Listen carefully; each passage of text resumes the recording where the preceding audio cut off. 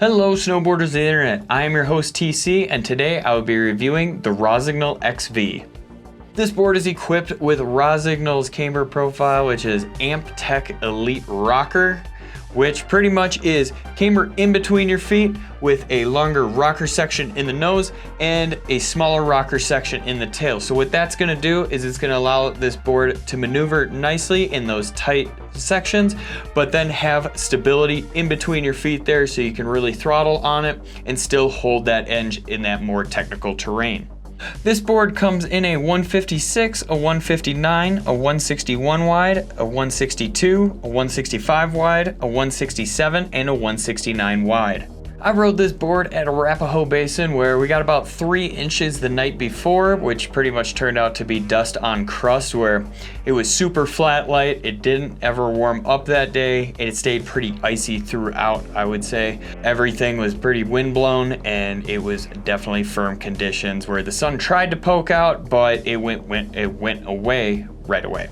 I used my Ride Fuse boots and my Jones Mercury bindings. This board is gonna have a directional flex to it, so even though there is a longer rocker section in it, they did stiffen up the nose there and they softened up the tail actually, just so you could pretty much drive and power off of this and then kind of flex this a little bit more, get a little bit more pop out of it.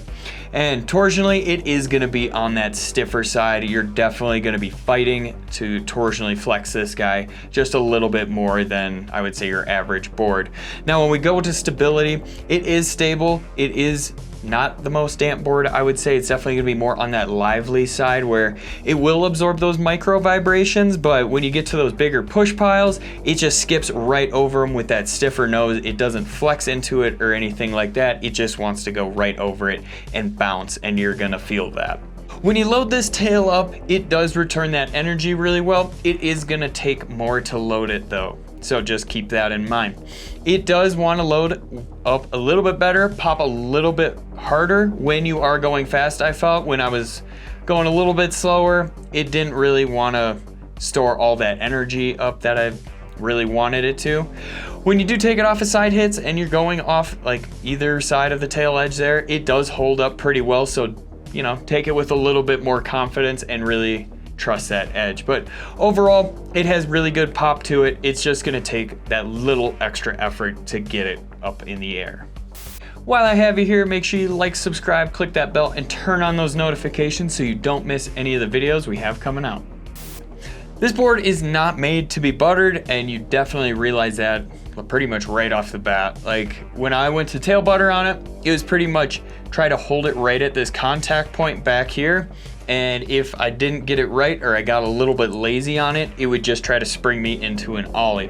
When I would try to butter the nose, it was slightly easier just because of that rocker section, but I wouldn't say that it was great or anything like that.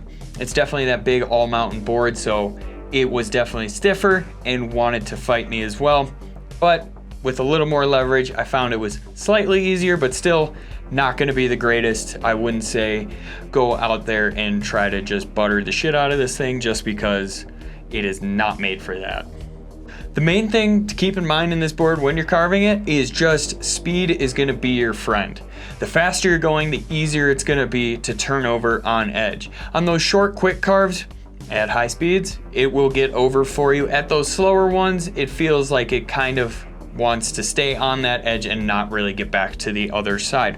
When you're on those medium carves, it does feel pretty smooth on a good groomer. When you are in that bumpy stuff, it'll skip right over a push pile, and then right when it hits the ground, it just re-engages that edge no problem, and you're back in your carve.